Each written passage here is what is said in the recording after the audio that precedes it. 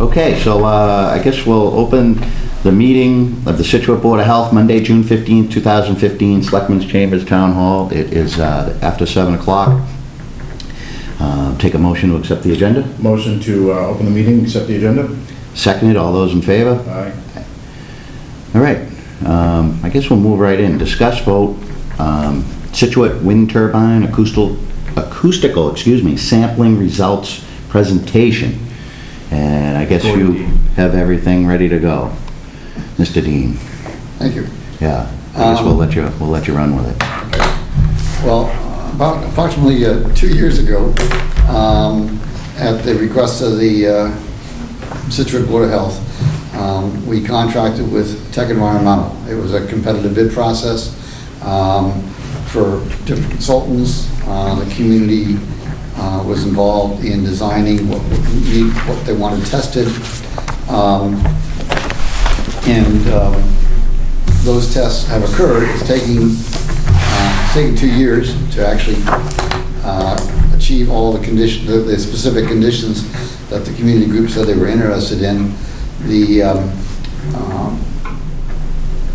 Some of that changed over time as we did some sampling, and the community group would come and say they wanted, more wind, less wind, different directions, and we were following the direction of the Board of Health to change those things.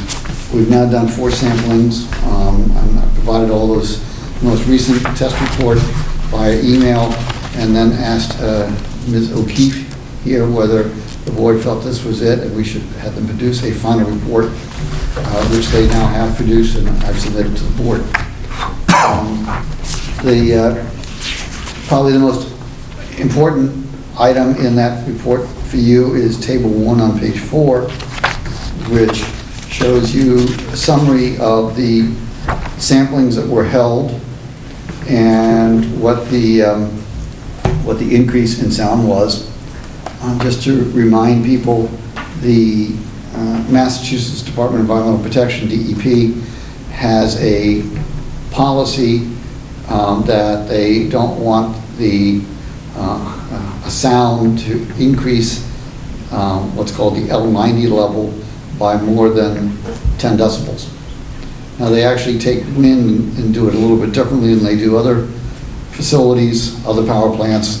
They compare L90 to L90. L90 means that 90% of the time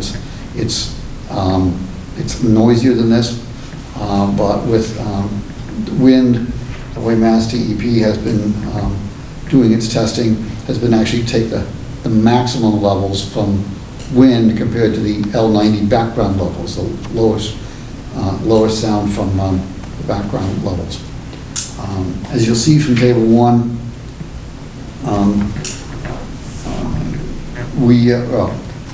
for our benefit, we look at both the L90 to L90 comparison because that's the way they manage other power plants. But for Mass DEP, the first block of numbers there where it lists the residential locations where we did sampling: 151 Driftway, 56 Moreland Road, and 149, 122, and 127 Gilson Road.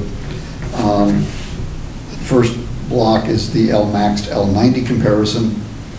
And over on the far right-hand side, it compares all the samplings. And you'll see that some of the samplings, when they were out there, it was NA, or really not detectable. They couldn't tell. They could even distinguish the sound of the turbine from the background sounds. And then the highest level was at 151 Driftway, actually on the most recent sampling that we did on May 5th, where the increase was 9 decibels. But you'll see at all the other locations, it's significantly below 9. And of course, suffice it to say, 9 is below 10.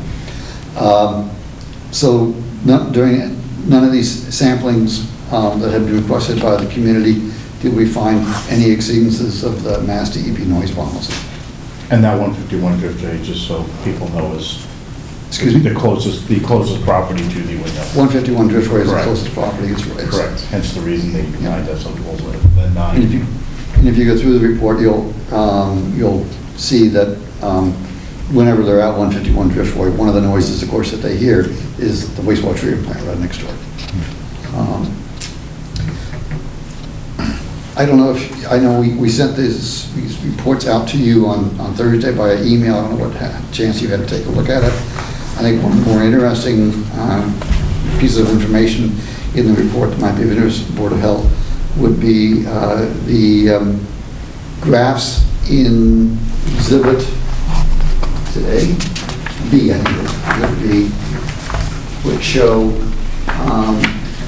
the actual recorded levels from their meters. And you can see the variability of the sound.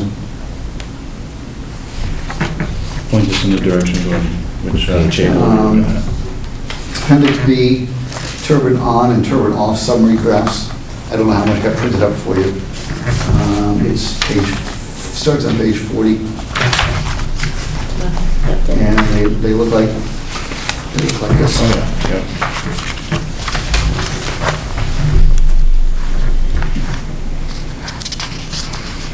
So you go through there, you can see many instances where other noises in the neighborhood are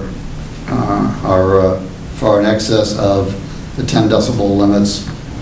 And if you go approximately, you did both with turbine operating and starting on page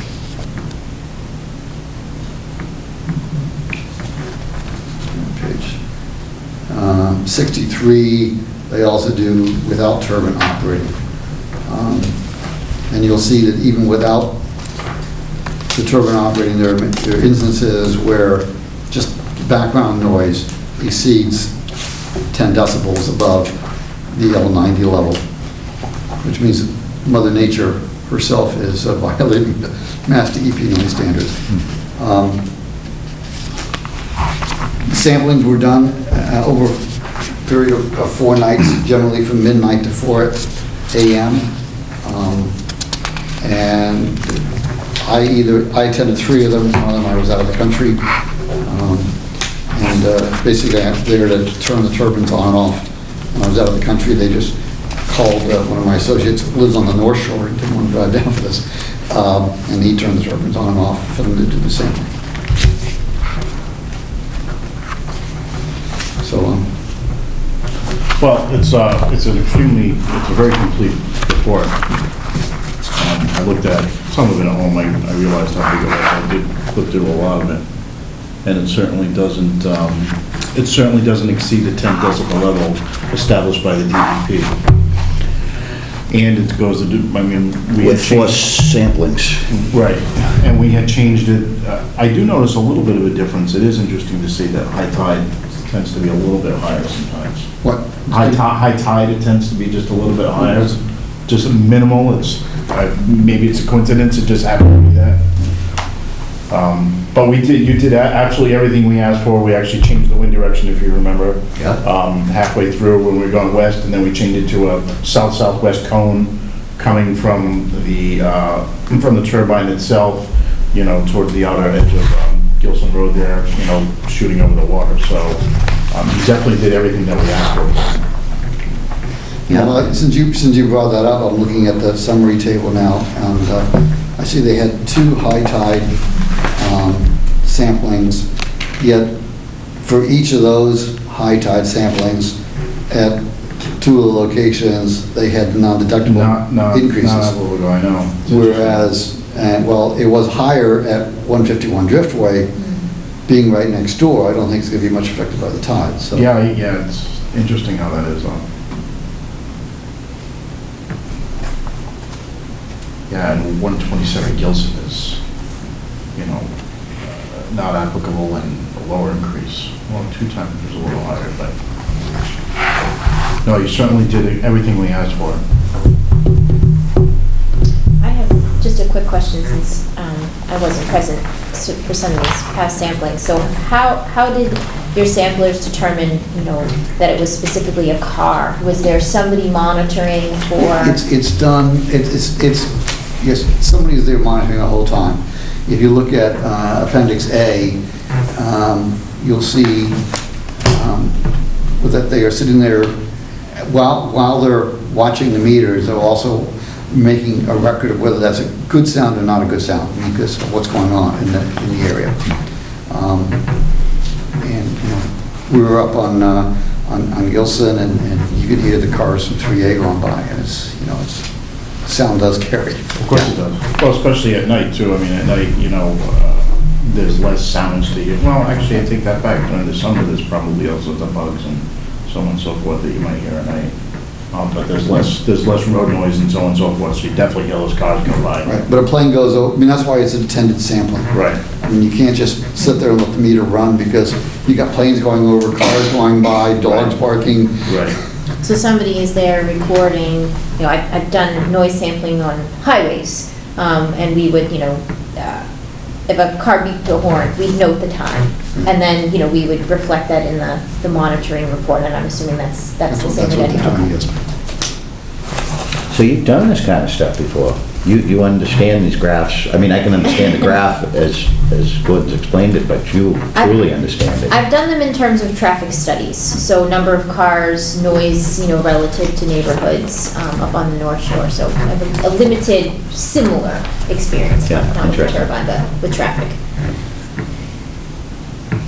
No, I mean, for the permitting process, for everything that the complaints came in, and what we've asked of you, I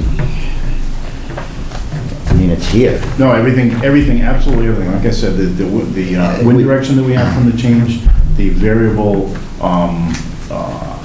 production of the turbine, we asked. I mean, we've got it from all the way as low as 11% up to 101%. So you've got it at a, you know, at Low spin. a low spin and it humming.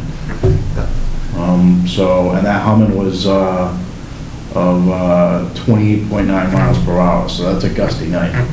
That's, Well, the hardest part was getting the exact right wind conditions, and Jennifer would get emails from me once or twice a week with the Right. predictions, and they were, you know, kept looking for the wind direct. Right. It's tough, like you said, it's been 2 years, and, you know, we had to be patient, but we were working on it, and that's what it is. You get it the right conditions, and it's raining out, or it's snowing, or it's, you don't get them for a month or two, the wind just doesn't go. So it is what it is, but in the end, we're here, we've got 4 samples, that's what we asked for. that's what we asked for. As you said, and I'm repeating ourselves, we've changed parameters, we've bent every way we can to actually try to make this thing fail, so to say.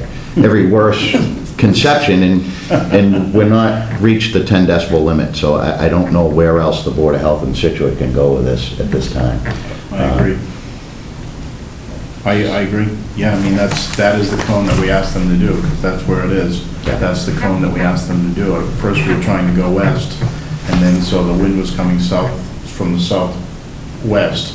So come over Third Cliff and go right on the water, and these are some of the major people that were emailing, so, I mean, that's exactly, the proof is right here, Gordon. It's a very thorough report. It's a thorough report. I believe so, yeah, I soundly agree. Yeah, it's a thorough report. Is this posted online yet? No, No. Is it something we should post online? we certainly can post it online. Yes? Yeah, it doesn't matter to me, it's been public record for Yeah. however we've been posted, so, yeah, no, that's fine, we can post it hanging on the wall or whatever. I don't know, I do know, well, if we want to make a motion for this, I don't think we need to. We'll post this online. I don't think there's anything we need to, I don't think there's any closure that we need to do. I guess I'd like you to accept the report. Oh!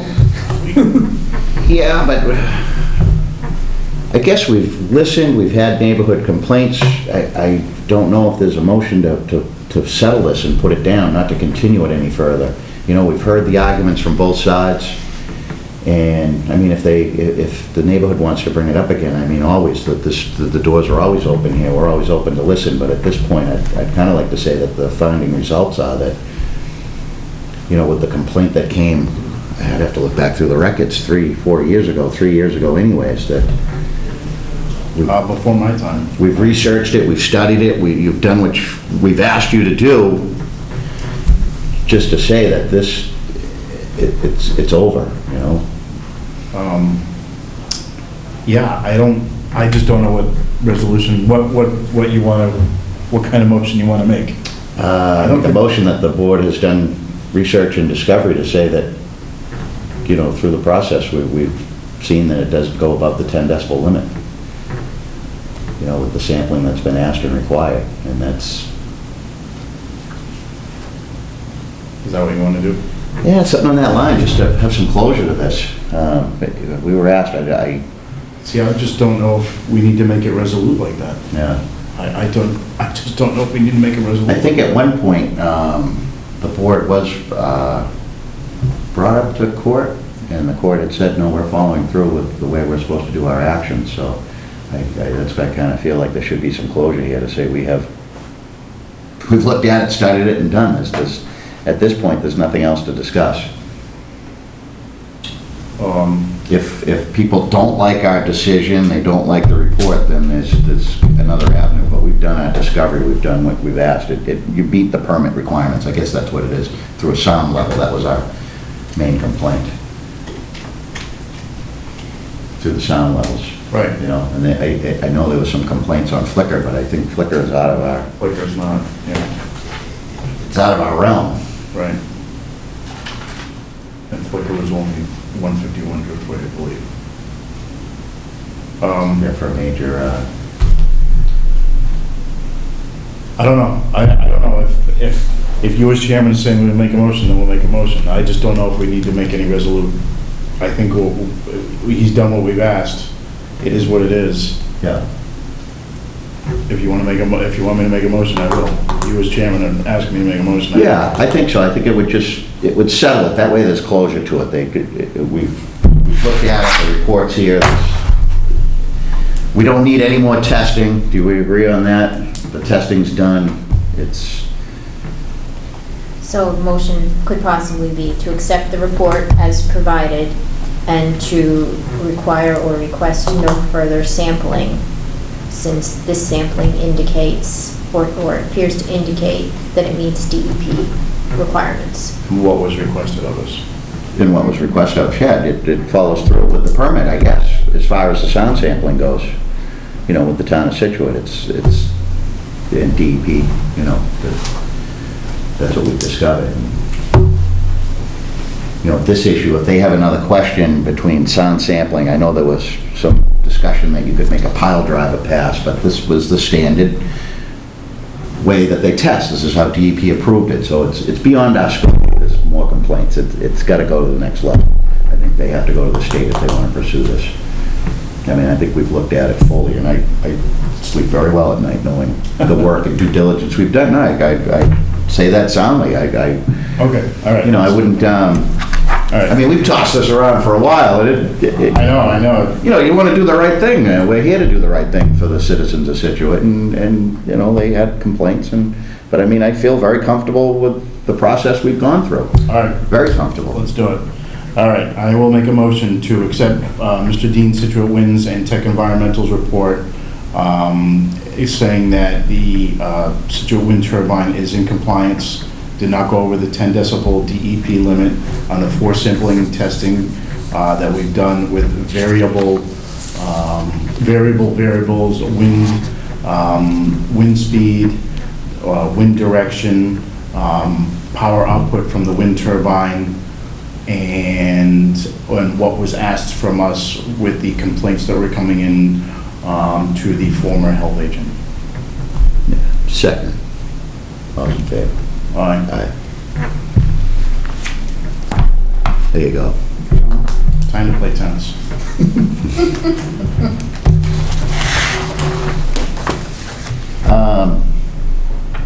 Moving on, administrative invoice approvals. Doing that now. Doing that now, all set. Administrative meeting minute approvals, do we have no other meeting minute Haven't had approvals? time to do it. There you go. I wasn't gonna ask. We'll catch up. It's all good. So, and old stuff, are we going to, now that Michael's gone, how are we going to proceed with the well regulations after the presentation we had from them a couple weeks ago? Thank you. Thank you. Thank you, Gordon, nice to Thank meet you. you. Bye, Mr. Dean, take it easy, thank you. I think everybody's been a little swamped past month or so, and we've been proceeding with them. So, yeah, I'd say we continue on, and if we have a new board member come on in July, we'll have to bring them up to speed.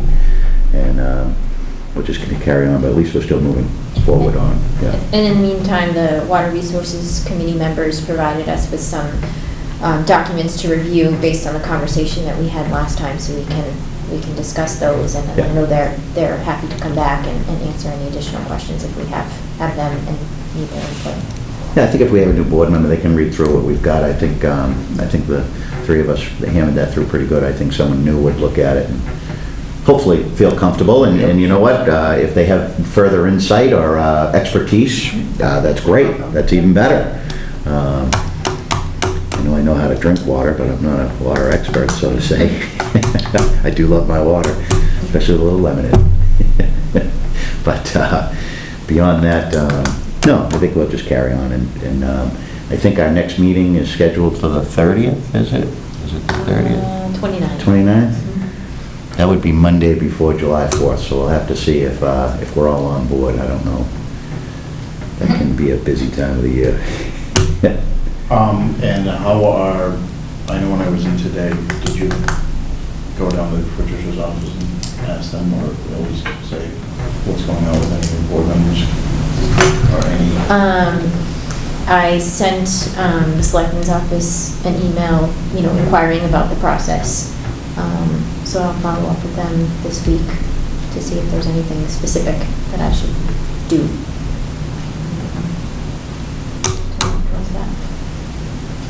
Okay then. That'd be it. Out of our hands. Yeah, that'd be it. Yeah. Yeah, oh, yeah. Michael served well, and Does he said it was, officially have to resign? Does he have to come up, does he have to officially resign somehow? I don't think so. He No, I think his kinda term informed- ends, so he informed us, and I informed the Selectman's You informed, office. Yeah. Yeah, and he had some family matters tonight, and felt bad he couldn't make the meeting, but family's first, and I understand that totally over anything. And, no, he wished everybody good, and just time to move on, as Yep. he put it, Yep. without any great detail. All look good. All look good, so. Make a motion to adjourn? Second, adjourned. There we go.